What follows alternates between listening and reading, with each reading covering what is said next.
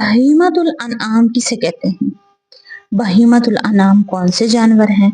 क्या भैंस की कुर्बानी जायज है? कहीं भैंस की कुर्बानी करना हराम तो नहीं है?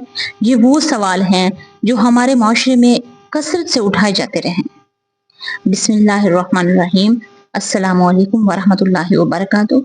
तो जी आते हैं हम इस बात की तरफ कि बहीमतुल अनाम किसे कहते हैं। बहीमतुल अनाम वो जानवर हैं जो पालतू में घरों में पाले जाते हैं।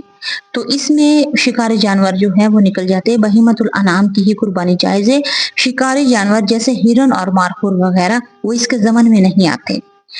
तो अब जो बहीमतुल अनाम है, जो पालतू जानवर हैं, उनमें से 4 यानी 8 तरह के ये जानवर जो हैं वो हलाल है।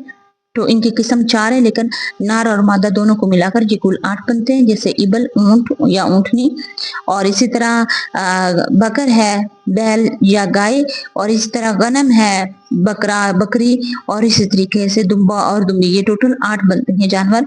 तो इनकी कुर्बानी बगैर किसी किस्म के शक और तरद्दुद के जायज है बिलाजमा। और बाकी रह गई भैंस की बात, तो भैंस पर भी बाकी तमाम उलमा का हमारे इज्तिमा है। कुछ चंद हजरात ऐसे हैं जो इसको इशू बना लेते हैं कि भैंस की कुर्बानी जायज नहीं। सारा साल भैंस का दूध पीते हैं, मक्खन खाते हैं, लेकिन कुर्बानी जायज नहीं। देखिए जी, भैंस कहते हैं कि रसूलुल्लाह सल्लल्लाहु अलैहि वसल्लम ने आप सल्लल्लाहु अलैहि वसल्लम ने भैंस की कुर्बानी नहीं की। तो दरअसल बात यह है कि आप सल्लल्लाहु अलैहि वसल्लम जिस इलाके में थे वहां पर गाय थी, भैंस का उधर वजूद ही नहीं था। भैंस तो हमारे इधर अजम की पैदावार है।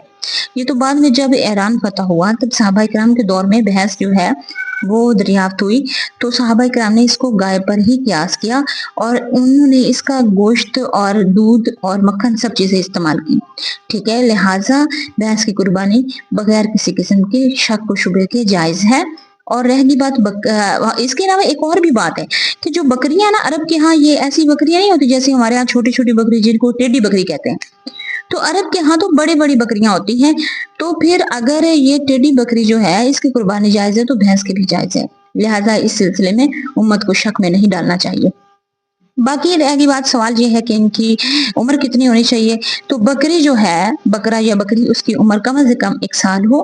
गाय या भैंस उसकी कम से कम उम्र 2 साल हो। और ऊंट जो है वो कम से कम 5 साल का होना चाहिए। तो आगे आ गई बात नियत की, तो कुर्बानी के अमल में नियत जो है उसका खालिस होना जरूरी है। अल्लाह की रजा के लिए हमें करनी चाहिए। अल्लाह ताला कुरान पाक में फरमाता है कि ना ही इनका गोश्त मेरे तक पहुंचता है और ना ही खून, बल्कि पहुंचती है तुम्हारी नियत और तुम्हारे दिल का खुलूस। लिहाजा दिल के खुलूस के साथ अल्लाह के रास्ते में कुर्बानी करनी चाहिए। एक और बात है इसके साथ ही कि हम अक्सर ये कुर्बानी करते हैं, गोश्त बांटते हैं, बहुत अच्छी बात है। बाज हम में से साहिब इस्तिताअत लोग जो हैं वो माशाल्लाह 4-4, 5-5 कुर्बानियां भी कर लेते हैं। तो उनसे एक गुजारिश है कि देखिए, आप कुर्बानी कीजिए, लेकिन आपका वो बहन या भाई जो कि कुर्बानी करना चाहता है तो सफेद पोश है और बज़ाहिर उसके हालात ऐसे हैं कि वो कुर्बानी नहीं कर सकता, तो आपको चाहिए कि आप खामोशी से उसके घर पर जाकर एक जानवर बांध आए, उसको तोहफा करें कि ये आपके लिए तोहफा है, आप इसको ज़िबा करें, इसका गोश्त बांटें भी और खुद भी खाएं। तो मेरे ख्याल में ये एक बहुत बड़ी अजीम नेकी, एक बहुत बड़ा कारनामा है। इस किस्म की नेकी जो है इसको अल्लाह ताला ने फरमाया खुफिया और इलानिया, नबी सल्लल्लाहु अलैहि वसल्लम ने फरमाया कि आप सदका करें, खुफिया और इलानिया भी।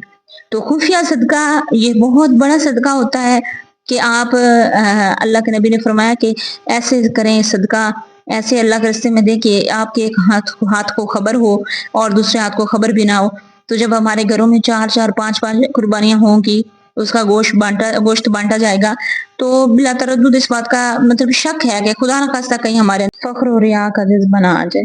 तो अल्लाह ताला हमारे ईमानों की हिफाजत फरमाए। तो अल्लाह के नबी ने फरमाया है कि एक शख्स वो होता है, मतलब जो जरूरतमंद है, वो अपनी हाजात लोगों के सामने बयान करता है, लोग उसकी मदद कर देते हैं।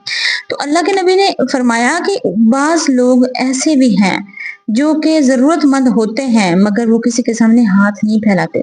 तो ऐसे लोगों को ढूंढ कर, तलाश करके उनको उनकी मदद करनी चाहिए। تو یقیناً یہ بہت بڑی نیکی ہے۔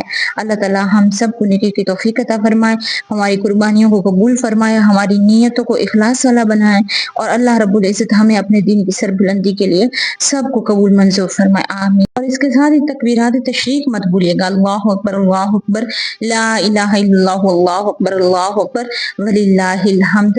تکبیرات تشریق لازمی پڑھیے گا، ان کا بہت زیادہ اجر و ثواب ہے۔ اللہ تعالیٰ ہمیں توفیق عطا فرمائے، ہمت عطا فرمائے، اور اس ویڈیو کو آگے شیئر کیجیے تاکہ آگے مسلمانوں کا خوب سے خوب بھلا ہو سکے۔